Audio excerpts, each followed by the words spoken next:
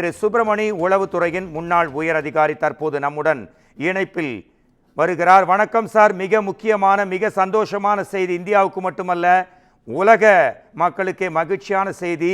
India Pakistan இடையே இருக்கக்கூடிய இந்த போர் பதற்ற சூழ்நிலை, போர் சண்டை தற்போது முடிவுக்கு வந்திருக்கிறது. இரு நாடுகளும் சண்டையை நிறுத்த சம்மதம் தெரிவித்திருக்கிறது. வாழ்த்துக்கள் என அமெரிக்க அதிபர் டொனால்ட் ட்ரம்ப் தெரிவித்திருக்கிறார். உங்களோட பார்வை என்ன சார்? இதை எதை காட்டுது? கண்டிப்பா சார், இந்த அறிவிப்பானது உலக மக்களுக்கும் இந்திய மக்களுக்கும் பாகிஸ்தான் மக்களுக்கும் ஒரு மகிழ்ச்சியான செய்தி. இப்போ நம்ம நியூஸ்லயே போயிட்டு இருக்குது. பாகிஸ்தானோட துணை அதிபர் வந்து அதை இமிடியேட்டா அக்செப்ட் பண்ணியிருக்காங்க. நம்ம இந்தியாவோடைய ஸ்டாண்ட் என்னங்கிறது இப்போ நம்மளோட பிரஸ் பிரீஃபிங் நடக்கும். அந்த பிரஸ் பிரீஃபிங்ல வந்து அதை கன்ஃபார்ம் பண்ணுவாங்க. அது மட்டும் நம்ம கொஞ்சம் வெயிட் பண்ணோம். இருந்தாலும் ஆஸ் ஏ இன்டெலிஜென்சர் என்னோட இதெல்லாம் பார்வை வந்து believe all suspect all. Donald ட்ரம்போட இந்த அறிக்கையை நம்ம பிலீவும் பண்ணுவோமா, ரெண்டாவது ஏதோ ஒரு இது இடத்துல வந்து அது ஒரு சஸ்பெக்டாகவும் நம்ம பார்க்கலாம். எதுக்கு நம்ம சஸ்பெக்டாக பார்க்கலாங்கிறது நான் கொஞ்சம் தெளிவாக உங்களுக்கு கொஞ்சம் விளக்கிறேன். காரணம் வந்து இப்போ நம்ம ஒரு 3-4 நாளா நம்மளோட இந்த ஸ்ட்ரைக்கான நடந்துட்டு இருக்குது. அந்த ஸ்ட்ரைக்ல பார்த்தாச்சுன்னா எல்லா நேஷனல் இன்டர்நேஷனல் எல்லா இந்த மீடியாவோட நீங்க அனாலிசிஸ் எடுத்து பார்த்தாச்சுன்னா பாகிஸ்தானோட டோட்டல் இந்த டிஃபென்ஸ் எஸ்டாப்ளிஷ்மெண்டோட எக்யூப்மெண்ட்ஸ் வந்து ஃபெயிலியராகவே வருது. ஸோ இதை என்ன ஆகுதுன்னா அவங்களுக்கு அவங்க ரிசர்வ் வந்து ஆல்மோஸ்ட் இப்போ வந்து கம்ப்ளீட் ஆயிடுச்சு. இதுக்கு மேலேயும் அவங்க ஃபர்தரா சஸ்டெயின் பண்ணி அந்த ஸ்ட்ரைக்ஸ் வந்து மேலே கொண்டு போறதுக்கிட்ட அவங்ககிட்ட இது இல்லை. இப்பவுமே ஆல்ரெடி அவங்களோட எல்லா எஸ்டாப்ளிஷ்மெண்ட் டெஸ்ட்ராய் ஆயிடுச்சு. இனி நாளைக்கு இன்னும் இது ஒரு 2 நாள் நீடிச்சாச்சுன்னா அவங்க வந்து அவங்களோட டோட்டல் வார் ரூமையும் ஒரு ஓப்பன் ஏர்ல தான் வைக்கணும், இல்லை ஓப்பன் கிரவுண்ட்ல தான் வைக்கணும். அந்த நிலைமைக்கு வந்து தள்ள போறாங்க. இது ஆல்ரெடி கம்யூனிகேட் பண்ணியிருக்காங்க.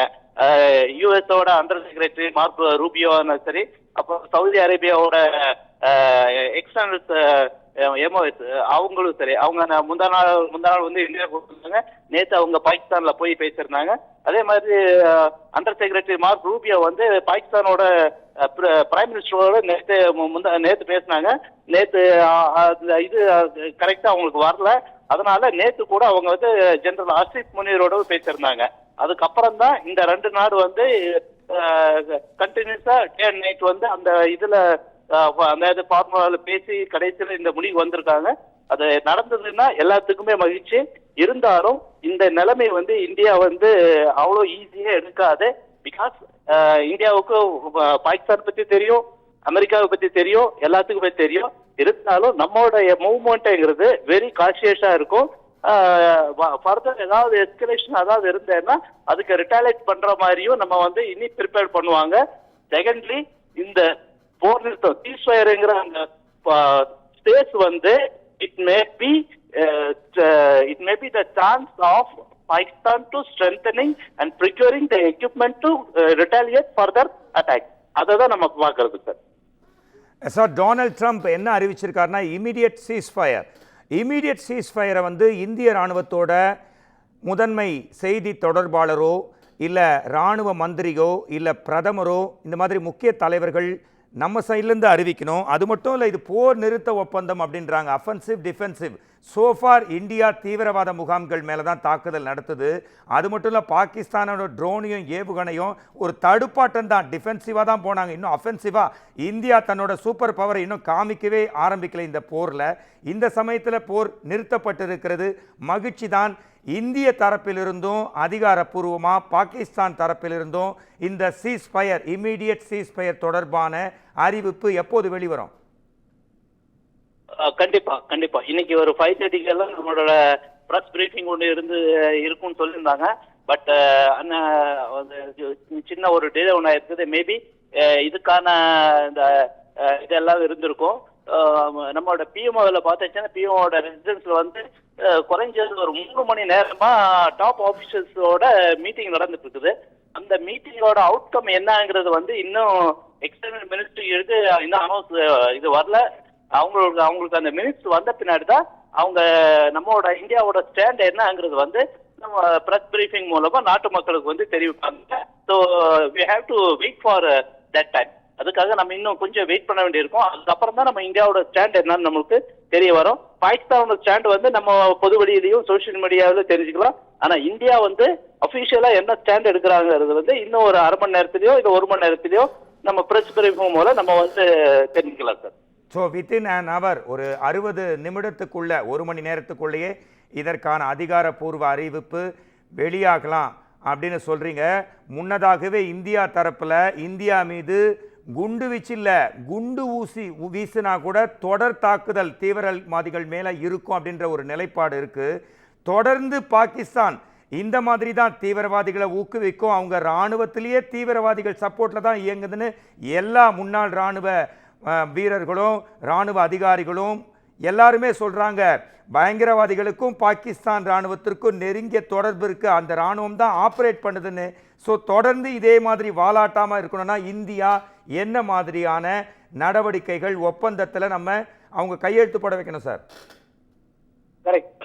இப்போ நீங்க ஒரு 3-4 மணிக்கு பார்த்தாச்சுன்னா இந்தியாவோட அபிஷியல் ஒரு ஸ்டேட்மெண்ட் வந்ததுங்க. அதுல தெளிவா சொல்லியிருந்தாங்க, any kind of terrorist attack on India may be considered as a war. சரிங்களா? ஸோ இது வந்து எல்லா நாடுகளுக்கும் மிக தெளிவாக சொல்லியிருக்காங்க. இந்தியா மேல எந்த டெரரிஸ்ட் அட்டாக் பண்ணாலும் அது வந்து ஒரு போராகவே கருதப்படும். அப்ப போராக கருதப்படும்னா அந்த போரோட ஸ்ட்ராட்டஜி ஆஸ் பர் போரோட SOP ஸ்டாண்டிங் ஆபரேட்டிங் ப்ரொசீஜர்ஸ் என்ன ரிட்டாலியேட் பண்ணுமோ அதை வந்து இந்தியா எடுக்கும். இதை வந்து முதல்ல அடுத்த நெக்ஸ்ட் அவங்களுக்கு ஏதாவது ஒரு இது என்ன அக்ரிமெண்ட் எல்லாம் வரும்போது அதை ஃபர்ஸ்ட் பாயிண்டா கொண்டு வருவாங்க. ஃபர்ஸ்ட். ரெண்டாவது வந்து இப்போ அந்த நம்ம அட்டாக்ல வந்து ஒரு 5 தீவிரவாதி வந்து இறந்துருக்காங்க, அவங்கள வந்து கில் பண்ணிட்டாங்க. 3 வந்து லஷ்கர் தொய்பா வந்து 2 ஜெய்ஷே முகமது. அது அல்லாம இன்னும் பாகிஸ்தான்ல எக்ஸிஸ்டிங்கா இருக்கிற நம்மளோட அபிஷியல் ரெக்கார்டு இருக்கிற தாவூத் இப்ராஹிம், அப்புறம் அவங்களோட தம்பி அனீஸ் இப்ராஹிம், சோட்டா சக்கீர், அது அல்லாம நம்ம இவங்களோட ஆபீஸும் மசூரும் இவங்க எல்லாத்தையுமே அவங்களுக்கு நம்ம ப்ராப்பர் எந்தெந்த கேஸ்ல அவங்க இன்வால்வ் ஆனாங்களோ அந்தந்த கேஸ்ல வந்து இந்தியாவில் வந்து அவங்களுக்கு ட்ரையல் நடக்கும். அந்த ட்ரையலுக்கு வந்து பாகிஸ்தான் ஒத்துழைக்கணும். இந்த எல்லா டேர்ம்ஸ் அண்ட் கண்டிஷனும் வர நாட்டில் வந்து இந்தியா கண்டிப்பாக வைப்பாங்க. அதுக்கெல்லாம் பாகிஸ்தான் வந்து ஒத்துக்குவாங்களா இல்லையாங்கிறது வந்து நம்ம வரும் நாட்கள்ல தெரியலாம் sir. Well set sir, well set sir, hats off sir.